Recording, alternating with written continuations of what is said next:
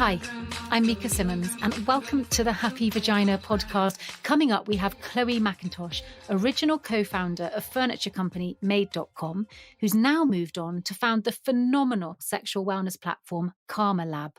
But before we jump into the intimacy space, I'd love to tell you just a little bit about our sponsors today. Bondara. Want to spice up your sex life or discover more pleasurable solo stimulation? Then Bondara is the place to go. One of the UK's leading sex toy retailers with over 4,000 products to explore and discreetly delivered to your door, you're sure to find what you desire at bondara.co.uk. Bondara, for breathtaking orgasms and more. Welcome to the Happy Vagina, a podcast dedicated to celebrating pioneers in the female space who have made a difference in women's health, equality, and relationships. Each week, we chat to an inspiring human being as they explore the experiences that completely change their outlook, promising not only to educate, but also to entertain and enlighten. And this week on the Happy Vagina Podcast, I cannot tell you how excited I am that we have Chloe Macintosh joining us, founder of sexual wellness platform Karma, who are on a mission to transform sexual education and exploration. Prior to founding Karma, Chloe was chief creative officer at the Soho House Group, where she led the digital transformation. And before that, she co-founded furniture company Made.com, which was one of the fastest growing tech companies in the UK. Chloe Macintosh, is there anything that you can't do? Oh, hi, Mika. It's so nice to finally take the time to have this conversation with you after all the different chat we had. So, no, everything is there. I'll maybe explain the logic behind this, because it doesn't necessarily look very logical on paper, my career. So I'd love to explain a little bit why I've made those decisions. We would love that. We would love that. And just to say that you came on earlier in the year and we did an IGTV live where we gave some really fantastic tips for all humans, but mostly for women, to think about how they can find pleasure, orgasm, climax, or just be deeper in their relationship, sexual relationship with themselves. And during the IGTV live, I was like, Chloe, I just want to hear your story. I want to hear your story. So tell me how it started. How did you end up in the entrepreneurial space? Did you grow up thinking, that's what I want to do? I want to start businesses? So no, I didn't, and I still, even before starting Karma, never really thought of myself as a CEO. I never had the dream to lead a company. I always felt as a both creative and commercial person, the collaborative nature of organizations has always been the one that served me best. I love working alongside people, so it was never an intent. And also, I didn't think I had the confidence or the belief that this is something that I was able to do. I think as I was going towards this, what I think is my last entrepreneurial journey, it actually took me many years to agree with myself to do this and to become the sole leader of a business, which I had never been in a position to do before. So it was a big step, and it took me years to decide for myself that I was actually fit to have and to be in that role. So it wasn't something very intuitive, and it wasn't something that I had planned. It happened as things happen in life. I was an architect first. I worked for Norman Foster for almost 10 years. I had, already a boy at the time, and I was pregnant with my second son, and just felt I can't be on a building site anymore with a huge belly. I just can't do it anymore. I want to change my lifestyle, architecture. And especially if you think about the way we used to work, not so long ago, work was the only thing you were allowed to talk about at work. And no one was interested in your life balance. And no one was interested even in your family life. All they wanted to know is that you're going to be the best, most committed professional to whatever was given to you as an opportunity.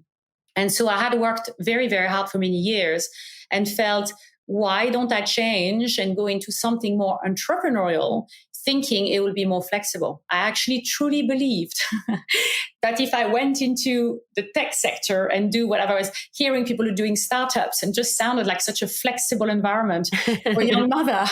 Little did I know, of course, that it's not quite like that. But that's actually why I decided to make the change. I wanted better balance in my life. And a bit like you, with this particular project, I had a deep rooted feeling that I needed to do this myself. the Happy Vagina, I was very frightened, actually. I like hiding behind people and having other people that are helping me make decisions. And of course, we do have people around us that are helping us enormously. But I really identify with that kind of coming through where you just kind of had to get on and do it on your own. And it was 15 years ago that you first started thinking about karma, which is obviously within the sexual wellness space. We're going to talk loads about that, but I do want to just go a little bit back to made.com, because one of the things that you've been very brave to talk about is that you, in your words, had a bit of a breakdown towards the end of that experience, that role within made.com. And I wonder, what happened for you? And primarily, I wonder whether or not at that stage in your life as a woman, as a younger woman, because you had 3 male co-founders, were you trying to prove something? Or do you think it was just the work ethic? I don't think I was trying to prove something. I was very determined to be in business for the right reasons. And it really mattered to me that we were offering an opportunity for the mainstream to have access to quality design, when very often we think that the masses don't need, certain standards of quality or aesthetics because they don't care as much. And I always found that just a very unsatisfying statement to only care for the people who have the chance to be educated and appreciate things. I think that education is the single most important factor of our positive evolution. We know this in all places when we don't have it.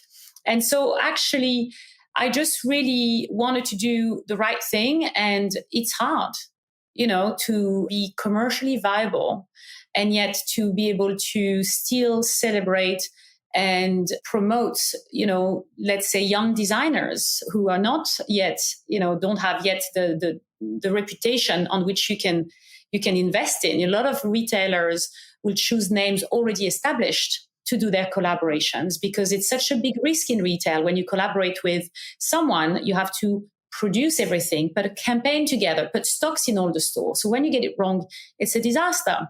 So we were very determined to use the opportunity that we had at Made to start bringing to the surface this really large pool of young designers who just had no route to market for their talent.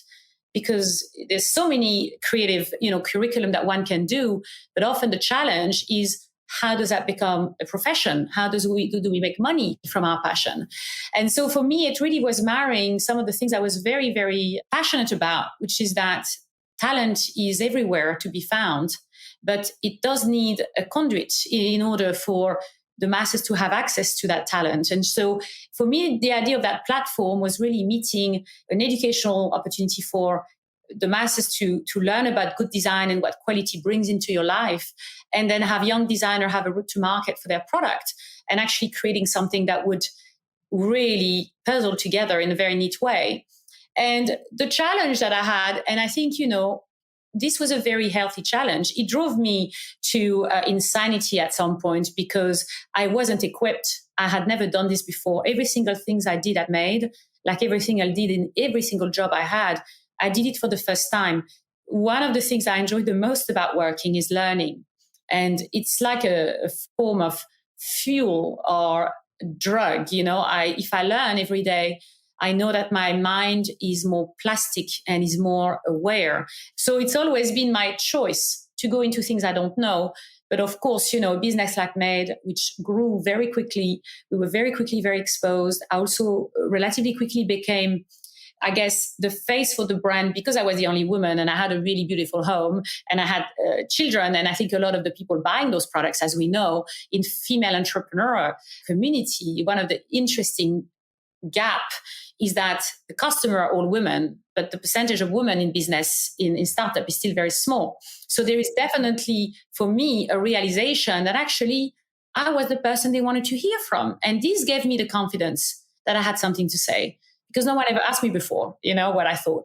So suddenly I started to become a little bit more rounded also as a professional, starting to understand that the reason I do things and what I put into my work is also what connects with people, and having clarity around my intention and why I'm here and what matters to me is also what will connect the customer, especially at a time where, brands were changing their approach to building an audience. We started to talk about communities as an audience and how that requires a conversation between, a brand and a person rather than campaign messages, which are basically talking at you, not with you. So that shift was happening at the time. Facebook was becoming a platform for brands to become more known. So there was a lot of changes that happened. It was a big learning. And, in the course of those 6 years, 2010, when we launched the business, 2015, when I left, I had burned a lot of my resources. I was just exhausted physically, emotionally. I think that I also was able, as the first of the founders, to realize that founders have to really recognize when they're no longer serving the business in the way that they did early stages. The qualities which are required of a founder when the business is not to 2 years are wholly different from what's needed in a business when the business is 50 people and over, up to 200 people, which is kind of what it was when I left. So I just didn't want to be in a big business. I was managing other people's creativity, and I just decided that it was too much and I needed to step down and take a breath, which is what I did. I decided to, move away from the business and reassess what I wanted to do next. What did you do to take care of yourself in that time? What were your kind of favorite things that you found or was it just slowing down? Was that enough, just taking time out? The first thing was detecting that something was seriously wrong, because that's the first real shift that happened. I think what happened for the longest time is that as we are, my experience, getting unwell mentally, the first thing we do is push it away. It's fine. I keep going. It's fine. I've never had any issues. So I'm thinking, it's fine. So you end up actually making it much worse because you are not recognizing early enough that you need to stop. So I didn't stop. So by the time I did stop, I actually sent myself into a clinic to get better because I was not able to do it for myself.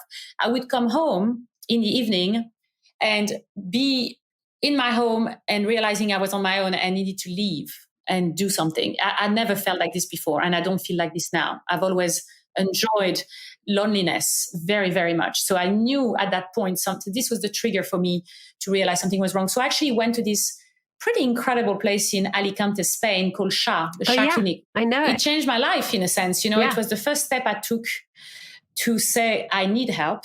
It took me on a 10-day journey from a place where I would literally not be able to function. I would be a little bit like a zombie, sitting down and waiting for things to happen, to going through this series of days of treatment and understanding things about my system. They talk a lot about the Macrobiotic Diet and this idea of the yin and the yang, and that our system is constantly trying to go back to homeostasis, which is the neutral point in the middle.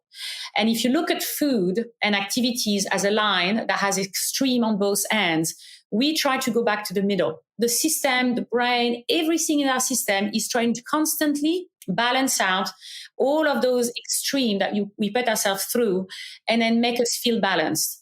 And when I realized how many things in my life I was doing to stretch my system, I realized very quickly and was able to visualize and understand where I was. And I think this for me was the first really clear sign that well-being is about being able to heal yourself. And by this, I mean knowing that we have that power in ourselves to impact our well-being, the way that we feel physically, mentally, by shifting something in ourselves. And it's not always a professional or a third party or doctor that can give you the answer. And that's the difference between health and well-being. And I think well-being has been almost maybe even purposely, not explored because health is a very commercial, avenue where you have complete dependency on the service that you receive and you don't learn much about yourself. Your medical record is still not actually personalized today and owned by the individual. So there's a real big separation between your health and where that knowledge sits. And so I started to realize that well-being was a way for me to understand myself primarily. Knowing what's happening in my system, what I do impact the internal aspect of my life. And in these 10 days, the other thing that happened that was kind of led me to where I am today was I started working with this meditative guide called Stuart Bold, who was the first meditation professional who brought meditation to the NHS for purpose of helping people post-trauma, who in case of, deep burns, for example, so people that have had suffer a huge amount of pain, and using mindfulness with those environments as a way to actually facilitate their recovery.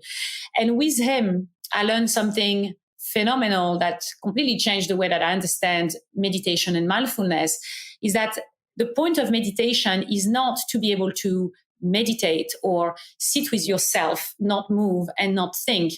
Meditation is a state of being. Being in a meditative state just means that you are present at as many times as you can during the day. And so he taught me what we call effortless mindfulness, which is how you can be mindful every moment of the day. So for example, now I'm talking to you. When I'm thinking about doing a little mindfulness practice, I connect to the vibration of my voice and I start feeling where it's resonating in my body. That simple little switch in how I connect to the moment and to my body is actually making me mindful. Because now my mind is not just in my brain thinking about what I'm going to say. My mind is somewhere in my body. And mindfulness simply means the mind is everywhere, is full.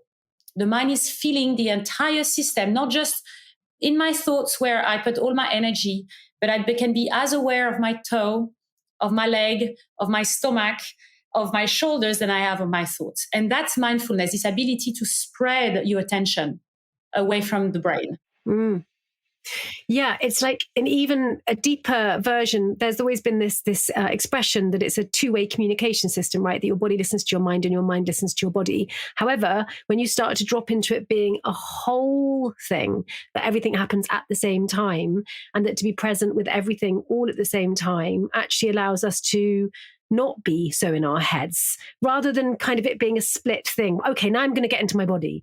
It's like, let it be present everywhere, all of the time. Yeah, it's very hard to do because we've designed a society that takes us away from that connection, right? So we are hyperstimulated, and we also have an environment that desensitizes us. So as a result of this, that connection you're talking about, that should be very natural, doesn't happen anymore.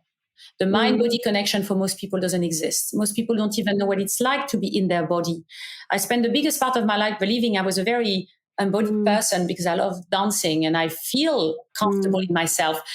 Just to realize after my first somatic session, which is basically how the practitioners basically just simply touch areas of your body and ask you to bring your awareness to it, to realize that actually every sensation I thought I was feeling, I was creating in my head. And to realize that I was not embodied at all. And then I had to start, the training of really understanding what it means at neural level to have that connection, because it is not just an idea. It's not just a belief in certain energy power. It's actually a physical thing. There's a physicality and the psychosomatic working together. Everything that you've said encapsulates all that karma is. Karma is a full body, full system, full energy, full universe sexual wellness platform. And we're going to talk about it in a minute because I'm pretty obsessed with it, actually. I think it's really exquisite what you're doing. But on a very technical day-to-day level, how are you making sure that you're looking after yourself within the business? Well, I mean, first, remember that I raised the money. So I left Soho House in June 19. Finally, there was movement in this space, seeing a few companies starting to raise seed capital for a sexual wellness company. And interestingly, sexual wellness didn't exist as a category before, right? So it's actually the category that creates the opportunity. VC cannot invest in something that doesn't belong to a category because the category defines the market sizing, therefore this defines the opportunity. So before sexual wellness becoming the 13th category of the wellness sector, you couldn't even raise money with VCs anyway because sex was considered a vice industry. So there was no in. Sexual wellness created a new opportunity.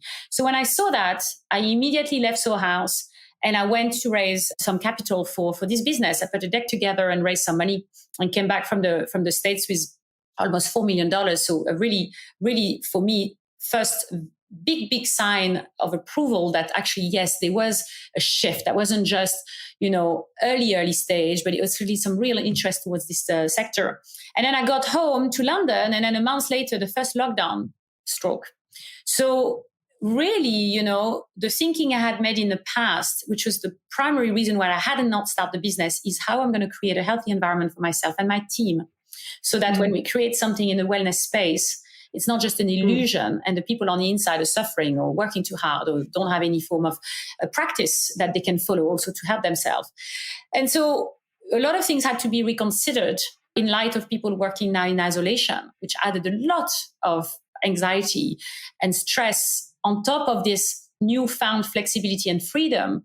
A lot of people actually had a layer of anxiety that was covering it up. And a lot of people couldn't actually see the full benefit of this new lifestyle because so much also was not allowed and not possible. And all this incapacity to connect also, I think, increased issues around well-being. And we had so many journalists come to us asking us, what are we seeing in the way that people are living this change? And is it something that is helping people become more intimate and connected to themselves? Or actually, is it making them so anxious that they are even more dissociating from themselves? So we were very aware of the importance. Do you mean inviting people, your community and wider, to move into a more intimate relationship with themselves and lovers or friends? Or do you mean within the workspace, people were asking you how it was within your team?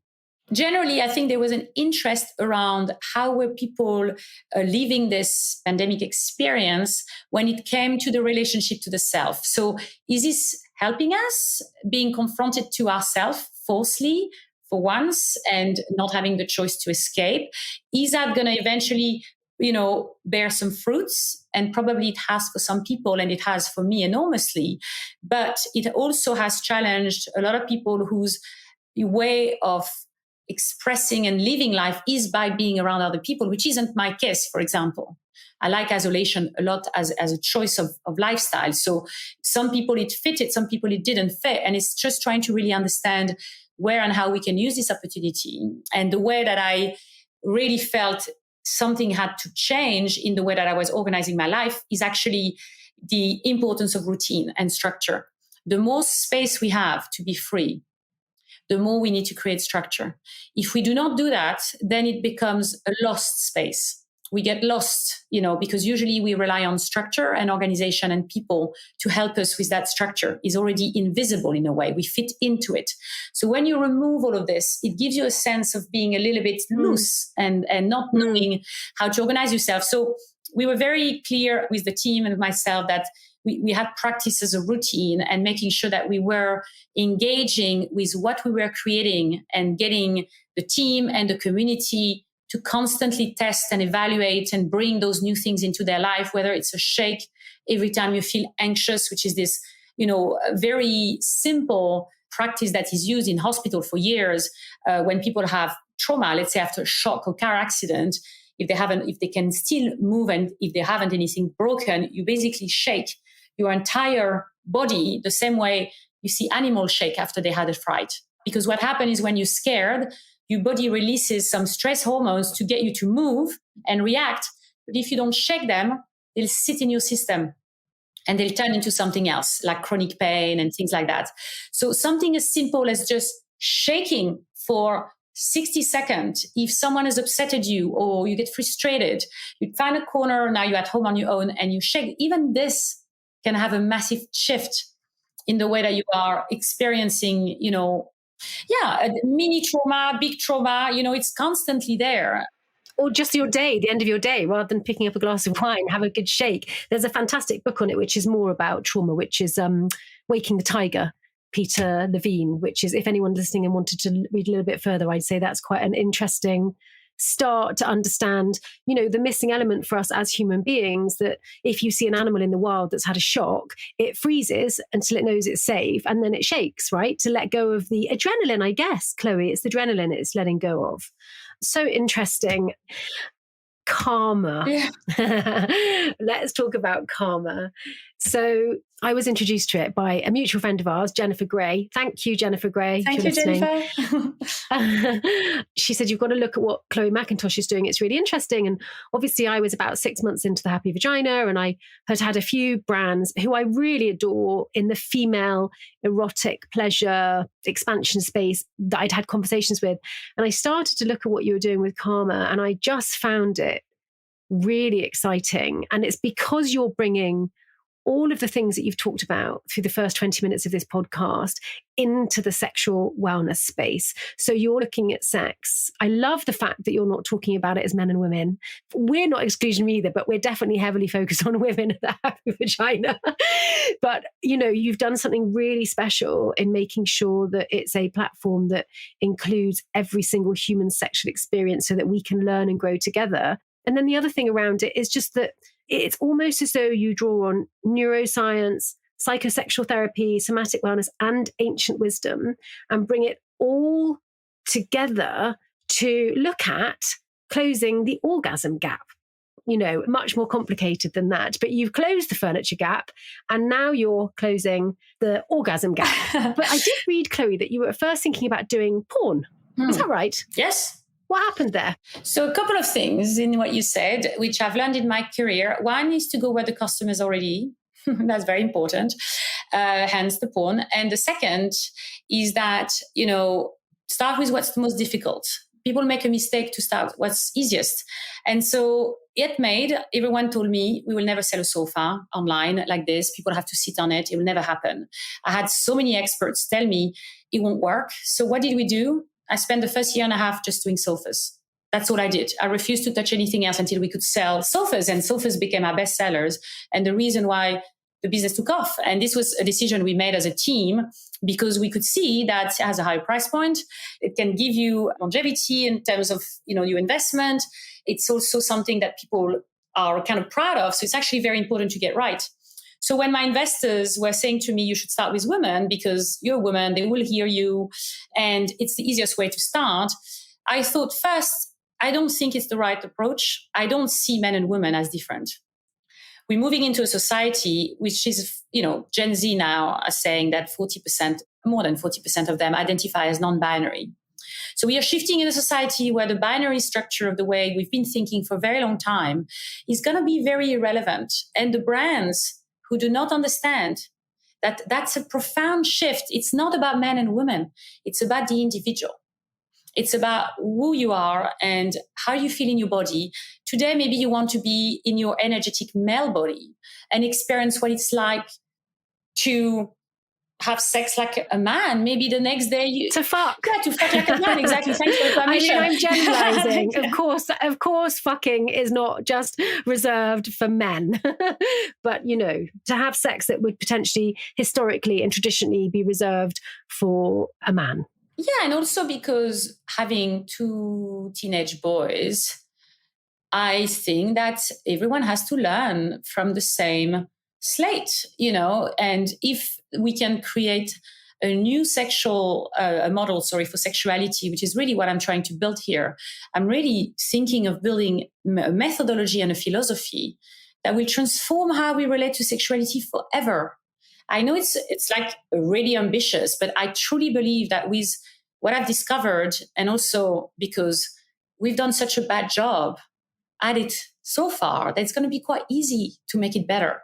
Because actually, we really have treated sexuality with so little respect in so many areas of our, evolution, whether it's been taken away from the connection to the divine through modern religion, or the way it's taught to young children who are being told that they're naughty or that they shouldn't, or that the shame starts at that age, to the way that we are not able to address it in the workplace. I mean, we are useless at sexuality. We've got to a place where everything else seems to have evolved. But really, that hasn't. If anything, it's got worse. So when I say a new model for sexuality that can transform what we think and feel forever, I mean, it's really achievable to do this. It's really achievable to tell people that there are first a lot of common sense that happens when we get a proper education, which we don't get. So the primary mission for me is around education. So when I initially started about creating something in this space 15 years ago, and I was pregnant with my first son, and I was actually trying to inform myself, my initial trigger to search for answer was sex education. What happens in my body when I'm pregnant? Should I be having sex? What position? Why am I so horny? What's happening to me? You know? And so not finding that there was anything between a medical website that would give you mostly information what not to do and the risk actually of sex and pornography, I realized there was a huge commercial opportunity in the middle there. It's not a middle, it's between two extremes. So it's actually a large space. And initially it was my entrepreneurial hat that actually thought about this. I didn't really know what I wanted to do with it. So I went through a series of ideas. And the first one was to think, well, 30% of the world's traffic still goes to porn, right? It's a lot of people. So I'm thinking, well, if that's the case, let's make porn that educates people and make them feel good about themselves. Simply. So sex the way it should really look like, except I didn't know what it looked like, by the way. So if I had done it then, I would have got it completely wrong because I didn't know what I know now. So in a way, that was not the right idea. But I went through, the usual ideation of, I didn't have the idea in this case. I saw the opportunity. The idea came 15 years of building and being patient with myself until I really thought I found what I needed to say. It took a long time. It just took a long time for me to get here. So to a certain extent, refining what gap you actually wanted to look at. Like it would have been easy. I mean, there's some TV shows around at the moment that are looking at sexual wellness and they're just going to bondage places. And I'm like, it's just, I'm not being neggy about it. It's just that, that I don't think that's going to give us the sexual revolution that we need. And unless we have people like you who are talking about sex it's very deep what you're doing, without wanting to sound trite, but your Instagram feed, the posts that you put on it, every time I see it, I'm like, oh, wow, that is really profound. Even things that I know and that I've forgotten. And of course, that is to do with sex education at school and trauma and, codependency and all the things that happen along the way for me as a woman. I've also grown as this journey's developed, and I've learned to not be ashamed of where I was 4 years ago, that actually it's really important to remember that it's okay to be where you are. So if this kind of deeper work is too much for you and you need to be at porn right now, as long as it's not coming up into an addictive space, then I think that's fine.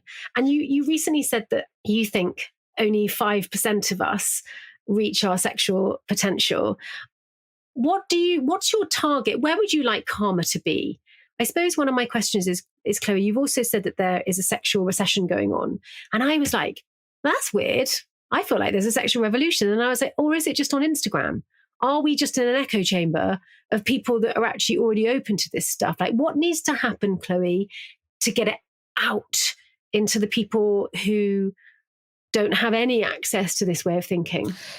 I mean, in terms of, as I say, like the method and the model is pretty much, we're basically getting to finally getting all the pieces together. It's one of the most interesting research projects, I ever had the chance to work on, because we're talking about the human experience.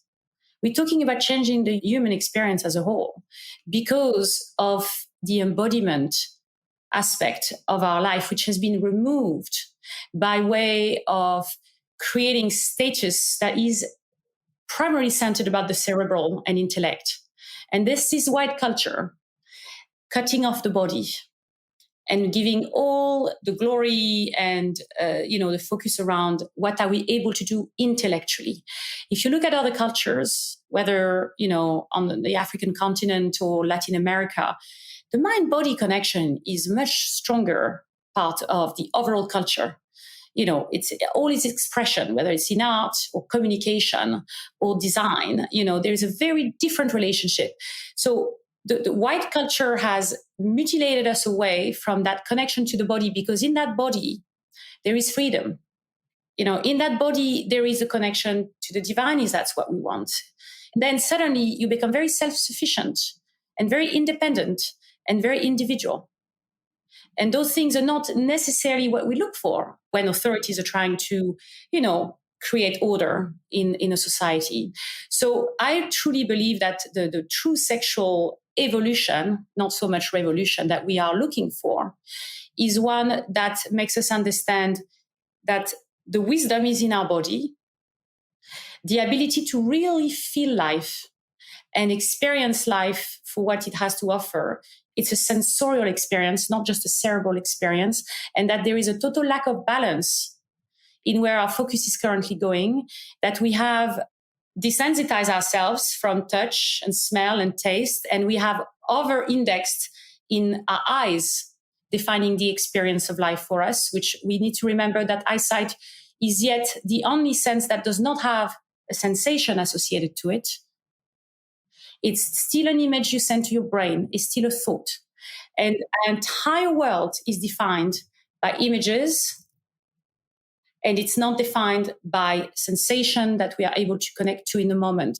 Big part of what Kama tries to do is to help you repattern your nervous system with a sensitivity that will deliver to you the pleasure that is necessary for the balance of your system, because pleasure is actually our medicine. Pleasure is what we have built into the system to fight stress faster than anything else. That we have lost this ability to connect to pleasure. We have been told that it's because often pleasure and sexual pleasure have been put together. And we have told in many places I've just mentioned how it's not allowed. And it's not something we should be proud of. And it's something that we should do once we've done everything else. Except we are designed for pleasure. And all we think about is the suffering and avoiding the pain. And as we are not able to listen to ourselves when it sends us some signal that something might happen, we end up having to resolve problems when they are a lot bigger than they should be.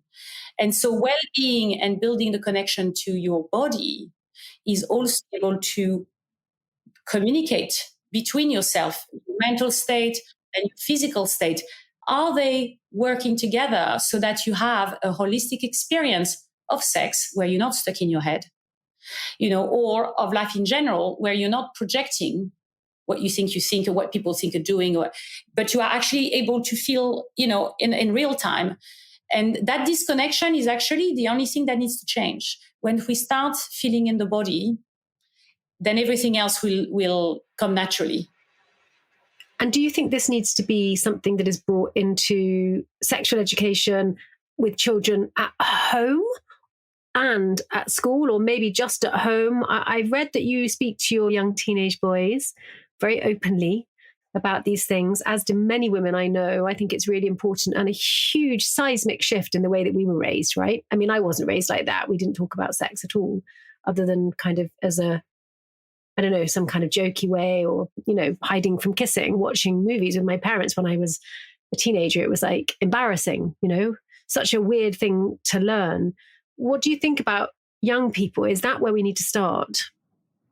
We need to start when we deliver babies and how we give birth. There is a way you can have a birth that is using your pleasure system as an instrument. So there's a lot of things we need to change here. It's not a communication piece at home. It's an entire new system of understanding of the importance of the connection to sexuality, as this is where life comes from. We were designed that life comes out of sexuality. It could have come out of different things that we do. It comes this way. And so what we forget often is that sexuality is our life force, is the energy that we can actually create in our system. The only energy we can self-create is sexual energy, which is why it was called life force in ancient wisdom. All the other energies we consume. If we do not learn to build positive energy ourselves, within ourselves, we will never be able to heal ourselves and solution ourselves. We're always going to be pulling. We're going to take a very quick ad break. And before we do, I wanted to let you know that this podcast was produced in association with Albright, the leading career network for women. Got a mission, a 5-year plan, or an outrageous dream? Albright will have your back. They had mine. Visit www.albrightcollective.com to join their free community today, or download the Albright app available in the App Store. Albright, a global sisterhood for ambitious women.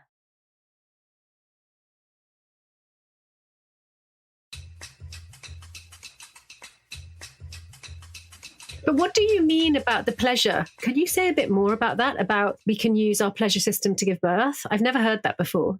Yeah, orgasmic birth. So when you have orgasms, the contraction that happen in your pelvic floor, which are the muscles that support your vital organs, but also responsible for the orgasmic state and orgasmic feelings, these are the same muscles that contract when you deliver a baby. So there are ways that we can, and it's something that I discovered way after I had children. If I was pregnant now, I will have a very, very different view as to how to, lead my pregnancy and make the choices of birth. And so, we talk about ecstatic birth or orgasmic birth, so simply birth where the connection to the body and the connection to what's happening and working with our body and really understanding very clearly what's happening rather than being numbed down, and basically disconnected entirely from this incredible life experience. And I'm not saying this is for everyone. And I'm not saying everyone needs to have neither the courage or the intention to have any form of pain when they do this kind of process. I totally respect the people who choose not to go for those avenues. But when you ask me when it can change, the narrative really needs to change around pain and pleasure and the fact that they are two sides of the same coin. It is often where we have the most pain that, of course, we're the most sensitive, therefore we can have the most pleasure. A big part of the Kama practice is called Re-Sensitization. And this is about resensitizing your body and also your genitals by basically using intention, touch, and breath as a way to indicate to your system that at local level, when you touch yourself, it may be pain. Me, I had a lot of pain, at the pee hole, for example. Very, very painful for me. And I believed it's the pee hole. Of course, it's painful, should never be touched. Of course, makes sense. It's not supposed to be sexual. It's to pee, right? So I left it like this for a long time until being told that no, actually, those areas should never have any pain whatsoever. It should always feel like butter and there should be no pain whatsoever. And as we know, from research, 1 in 3 women would actually declare that they had pain the last time they had sex. So pain is a big part of sexual experience, even if it's a little bit or more. And how many times we bypass the pain, we basically tell the system, I don't care about the pain. Let's just go through it. So the system has this kind of mini local contraction, which is the fascia, which is the connective tissue that's around everything contracts. And that's his pain. And then later it'll become numbness.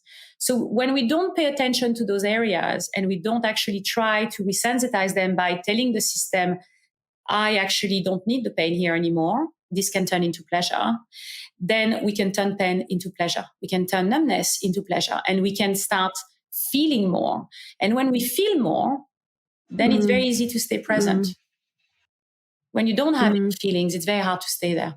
But if you have a lot of sensation, then suddenly you can build this orgasmic state, which is not about the orgasm. Like, I don't think I will hopefully close some of the orgasm gap, but a lot of what we do is also focusing more on the journey and letting people know that sex that lasts for hours can have just one orgasm at the end, and that's okay. Like, there is a type of sex that you can have where there's so much pleasure when you're doing it that the orgasm doesn't even come to place anymore. You don't even think about it. Yes. Before moving on to the orgasm gap in women, I'm having this like brilliant vision of women in the future giving birth while someone's stimulating their clitoris. I'm all on board for that. But coming back to the orgasm gap, of course, one of the things that I think is really interesting around female orgasm and speaking to women in our community is that the gap lies mostly in the fact that women feel ashamed of how long potentially it takes them to orgasm. And as you've just said, it doesn't matter. It shouldn't be the focus and it can take as long as it needs to. But I think one of the other things that I really appreciate with the work you're doing is that men have also been taught, Chloe, that for them, sex is about an orgasm too.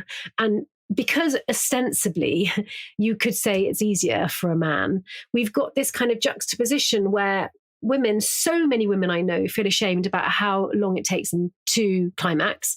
if at all. And then you've got men who ostensibly have learned through the movies and porn and their mates when they were growing up that actually, while they may want to be a good lover and last longer, they've still got the focus on the orgasm. It's like we need men to kind of take the focus off the orgasm as well to meet us where we are.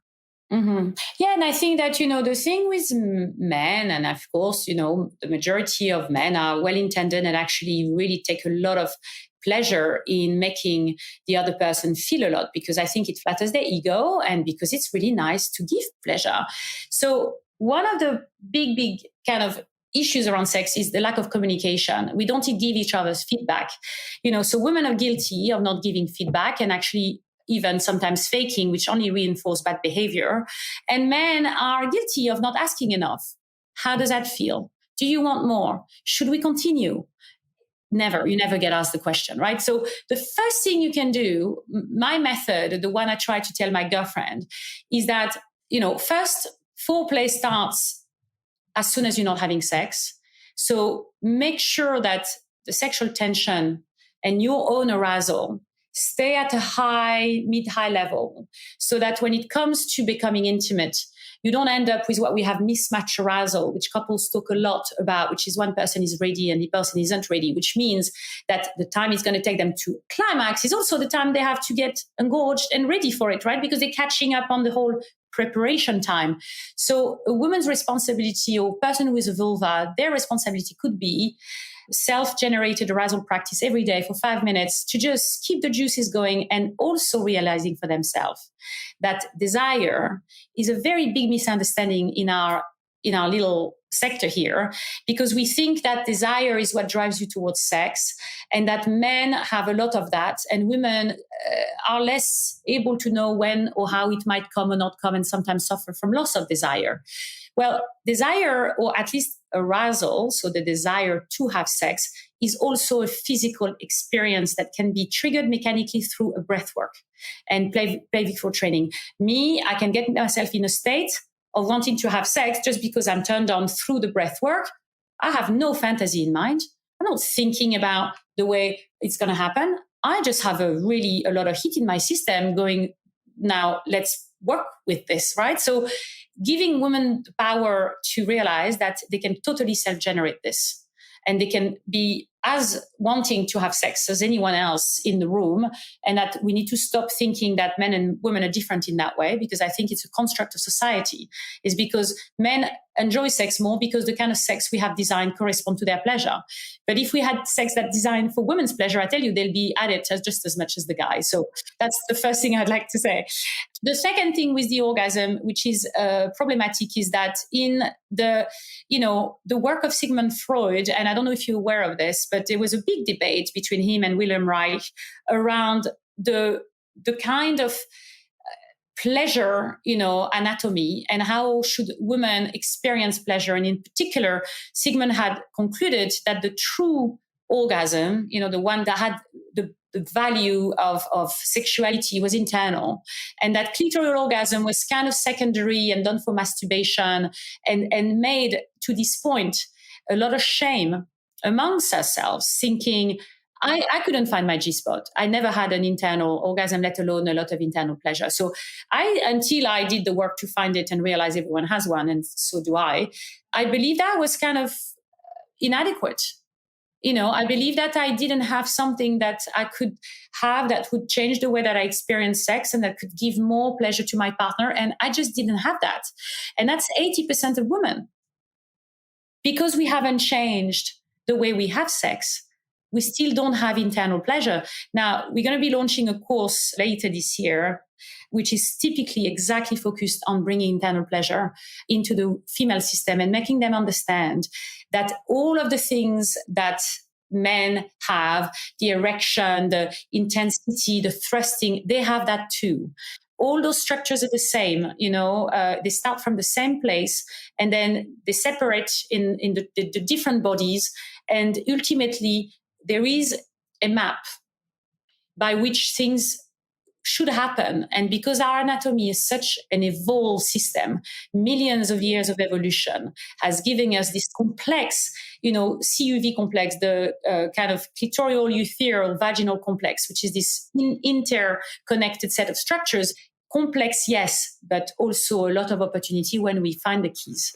Yeah, I mean, it's huge as well. Recently, I just watched, because Gwyneth has just been on the podcast, and when she saw the full size of the clitoris, she said, "Holy shit," which I thought was a very accurate response. And it's not just the clitoris. The clitoris it's like a penis. It's just that it's this way rather than this way. Yeah. And also the urethra system, which is responsible for squirting, is an absolutely essential part of our pleasure system.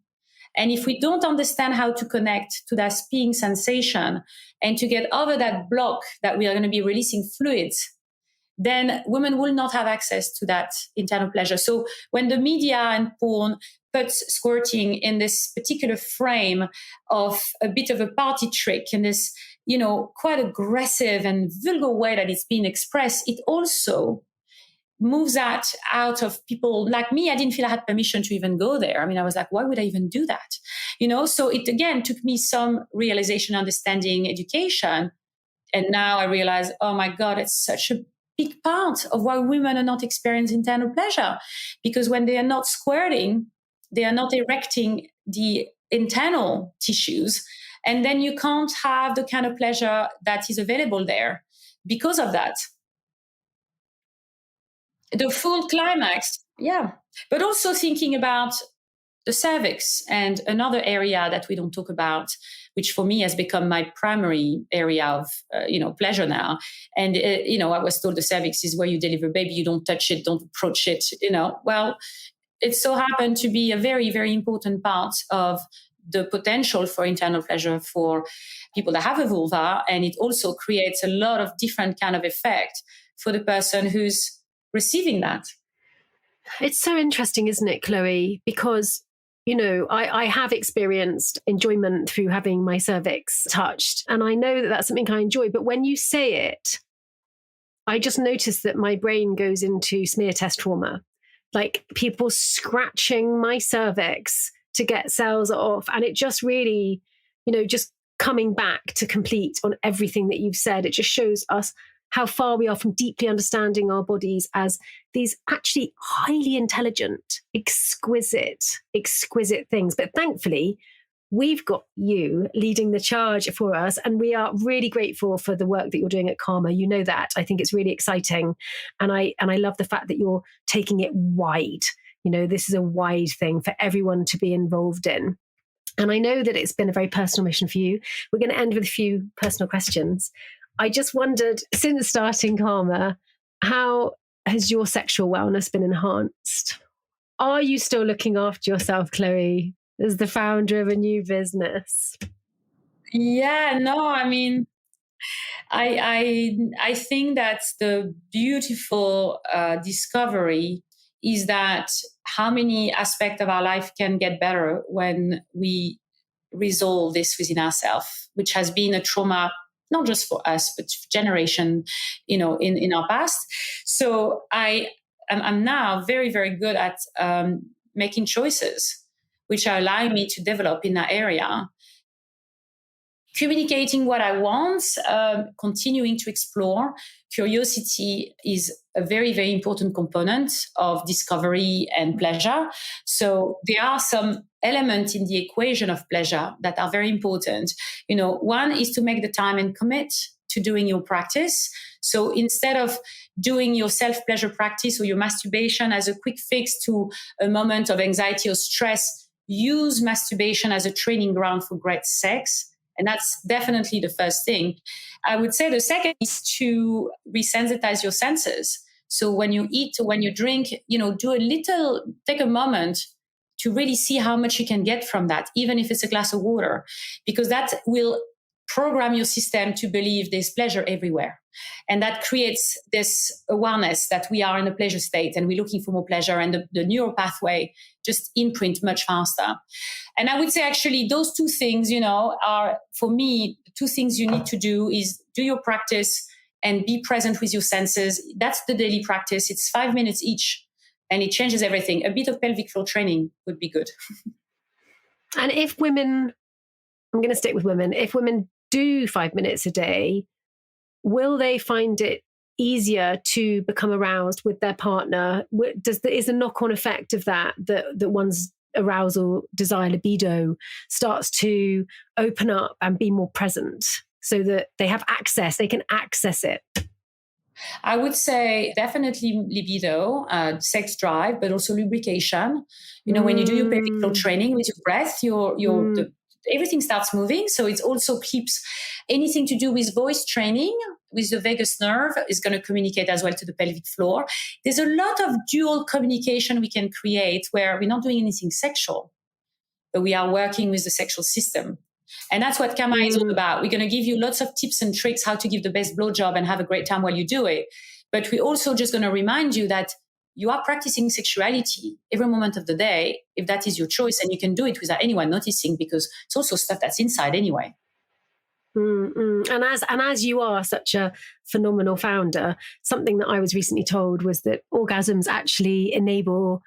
Now, this could be something that you say, where did you get that from, Mika? But that promotions at work, that just kind of being well in the space of sexuality actually enables us to have successes, whatever that means for you. Mm-hmm. I'm not suggesting that everyone needs to go and start their own sexual wellness platform. But, it's just that I think orgasms and pleasure and climax and being a sexual being makes us much weller outside in the world. And also, if we get rid of the repression, so much of the traumas that we hear about that go on, I think, would be gone.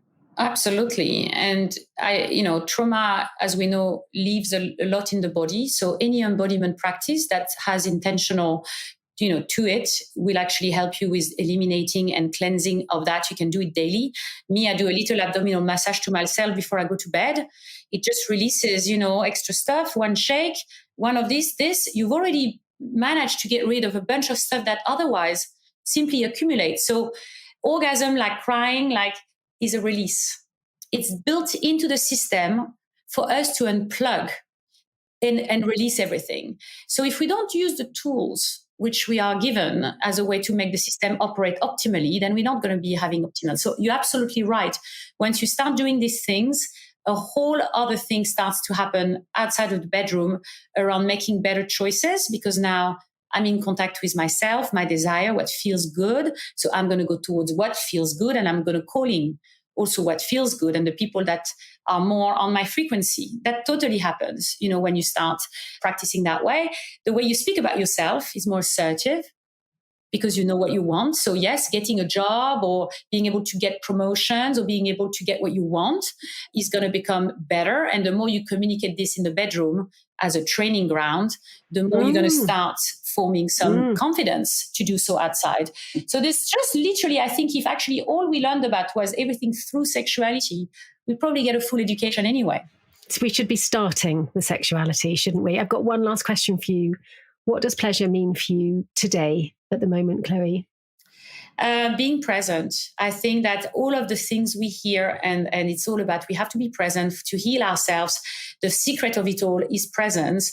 And then we have a whole bunch of meditation apps that basically teach you to be present by sitting still and not moving and not thinking. And that's the hardest thing to do. So pleasure is a really easy and fun way to be present and be mindful and resolve your anxiety and stress.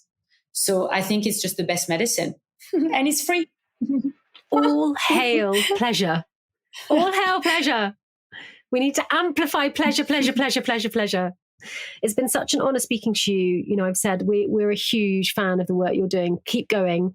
And anything that we can do to support you, please let us know, Chloe. Thank you, Mika. Thank you. I want to say really for when we first talked, you completely got it in one way that you told me why we were talking to each other.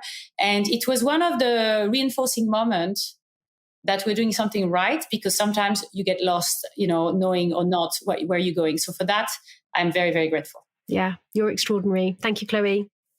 Thank you.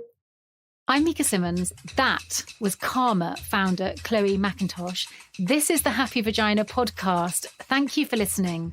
See you next week.